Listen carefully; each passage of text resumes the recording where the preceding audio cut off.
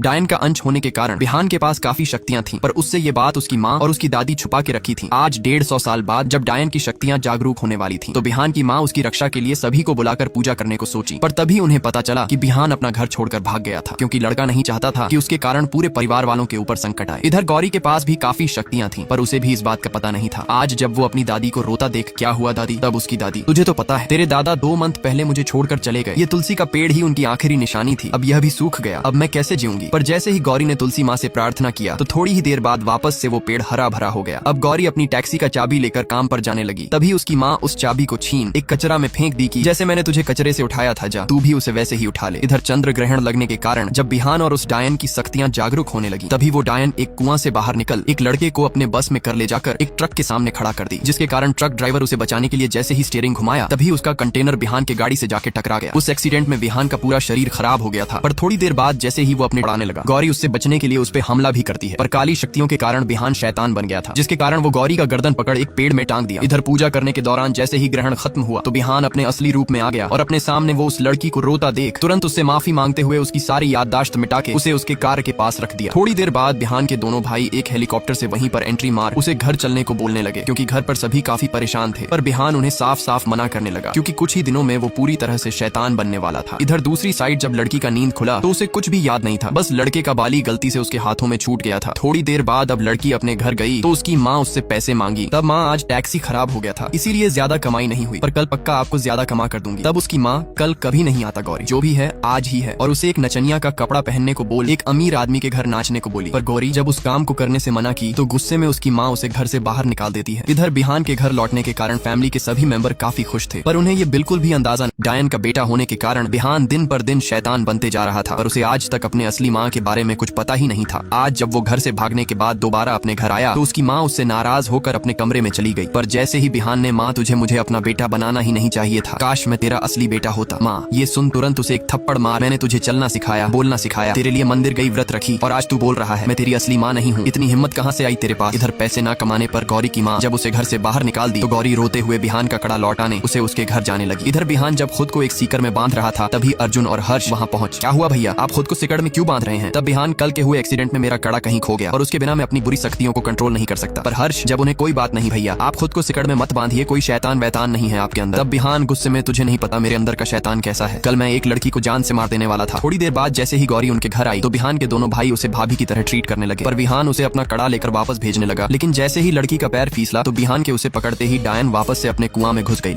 इधर हर्ष और अर्जुन उस मूवमेंट को देख एक प्यारा सा गाना गाते हुए गौरी को अपने घर के अंदर ले गए। फिर उसे एक टॉवल देके सूप बनाने के बहाने चले गए, ताकि बिहान और गौरी एक दूसरे के करीब आ सके। पर बिहान को गौरी के साथ अजीब लग रहा था, इसलिए वह भी उनके पास चला गया। इधर बाल सुखाते वक्त गौरी को एक आवाज सुनाई पड़ी, जो उसे गौरी गौरी करके पुकार रहा था। कुछ समय बाद गौरी उस आवाज का पीछा करते हुए एक रूम में घुस गई, जहाँ पर उसे एक औरत का फोटो दिखा। पर जैसे ही वह उसे छूने गई, तभी बिहान की दादी, कौन हो तुम और यहाँ क्या कर रही हो? तब मैं आपके पोते का एक सामान देने आई थी। पर दादी को समझ नहीं आ रहा था कि ये किसकी बात कर रही है, इसलिए वो उसे उनके पास ले गई। और जैसे ही उन्हें पता चला कि ये बिहान से मिलने आई है, तो वो उन दोनों को साथ में खड़ा कर दूल्हा दुल्हन की तरह देखने लगी। दूसरी साइड इधर खाना बनाते समय वो डायन एक औरत के पीछे आके खड़ा हो गई, लेकिन औरत के पीछे घूमते ही वो डायन गायब। कुछ समय बाद जब औरत घर के बाहर कपड़ा लेने गई, तभी वो डायन उसके सामने आ गई। इधर जैसे ही बिहान के माँ को पता चला कि गौरी एक कैब ड्राइवर है, तब वो कैसी लड़की होके रात रात भर कैब चलाती हो, तुम्हारे माँ बाप कुछ नहीं बोलते क्या? गौरी ये सुन रोते हुए उनसे बदतमीजी करने लगी। माँ से बदतमीजी करने के कारण जब गुस्से में बिहान गौरी को घर से बाहर निकाल दिया, तो रोते हुए गौरी अपने घर जा रही। तभी उसकी बहन कॉल करके, दीदी इतनी तेज बारिश हो रही है, कहाँ हो आप? तब गौरी सामान लौटाने गई थी, बेइज्जती करा कर आ गई। तब उसकी सिस्टर, वो सब ठीक है, आप जल्दी से घर आ जाओ, मैंने दरवाजा खोल दिया। इधर अगली सुबह जब बिहान अपने भाई को कॉलेज छोड़ने जा रहा था, भैया आप इतने रूड और ममस भाई बन के रहोगे तो कौन सी लड़की आपसे प्यार करेगी? पर बिहान खुद ही नहीं चाहता था कि कोई लड़की उससे प्यार करे। इधर खाना बनाते समय गौरी अपनी बहन से, मेरी जिंदगी चाहे जैसी भी कटी हो, पर मैं तुझे एक अच्छे कॉलेज में पढ़ा कर ही रहूंगी। तभी 2 आदमी उसके घर पे गौरी की माँ को कुछ पैसे देकर उन्हें बुरी तरह से ताड़ने लगे। थोड़ी देर बाद गौरी अपनी माँ से उनके बारे में पूछी, तो उसकी माँ, तूने नाचने से मना कर दिया था ना, तो वो लोग तेरी बहन को लेकर जाना चाहते हैं। गौरी ये सुन, माँ माना कि मैं तेरी असली बेटी नहीं हूँ, पर तू अपनी बेटी के साथ तो ऐसा मत कर। तब उसकी माँ, ये मेरी बेटी है, मैं इसे जहाँ चाहूँ वहाँ नचाऊं, तू अपना ज्ञान अपने पास ही रख। इधर बिहान जब सबको गर्ल्स इंडिपेंडेंस के बारे में पढ़ा रहा था, तभी गौरी, लड़कियाँ चांद पर जा सकती हैं लेकिन टैक्सी नहीं चला सकती, और इसी तरह वो उन सभी को भड़काने लगी कि ये जो आदमी आपको गर्ल्स इंडिपेंडेंस के बारे में पढ़ा रहा है, असल में यह एक इंडिपेंडेंस लड़की को बर्दाश्त तक नहीं कर सकते, जिसके कारण क्लास के सब। तभी बिहान को एक कॉल आया। थोड़ी देर बाद जैसे ही बिहान घर आया, तो पता चला कि पुष्पा की मौत हो गई थी और उसके पूरे बाल सफेद हो गए थे। असल में कल रात डायन ने ही पुष्पा को मारा था, लेकिन इन सब के बारे में उन लोगों को कुछ भी पता नहीं था। था। अब बिहान उसके बारे में पता लगाने के लिए जैसे ही अपना ब्रेसलेट निकाल कर एक बुक पढ़ता है तो उसे पता चल जाता है कि पुष्पा को उसी डायन ने मारा है। तभी उसकी माँ उसे वो ब्रेसलेट दोबारा पहना कर कहती है कि कितनी बार मना किया है अपने हाथ से ये ब्रेसलेट मत निकाला कर। पर बिहान उनसे वादा करता है कि उसके पावर के बारे में किसी को कुछ भी पता नहीं चलेगा। इधर पुष्पा की न्यूज देखते ही गौरी एकदम डर जाती है क्योंकि कल रात वो भी वहीं पर थी। उधर खाना खाते समय जैसे ही बिहान कहता है कि कल रात वह आई थी तो उसके दोनों भाई उसे गौरी के नाम पर ट्रोल करने लगते हैं। तब बिहान उन्हें समझाता है कि जैसा तुम सोच रहे हो वैसा कुछ भी नहीं है, मैं उस डायन की बात कर रहा था। लेकिन दोनों उसे फोर्स करने लगे। क्या दिक्कत है भैया, आप उससे प्यार करते हो, मान क्यों नहीं लेते? तब बिहान, प्यार नॉर्मल लोगों के लिए होता है, मेरे जैसे के लिए नहीं, और आगे से उसके बारे में कुछ भी न बोलने को बोल। दोनों को शॉपिंग पर ले जाने लगा। पर तभी अचानक वो लड़की उसके सामने आ जाती है और एक शर्त की वजह से जबरदस्ती वो उसे जलील कर जाने लगी। बिहान को ये देख काफी गुस्सा आया लेकिन अपने भाइयों के लिए वो खुद को कंट्रोल किया।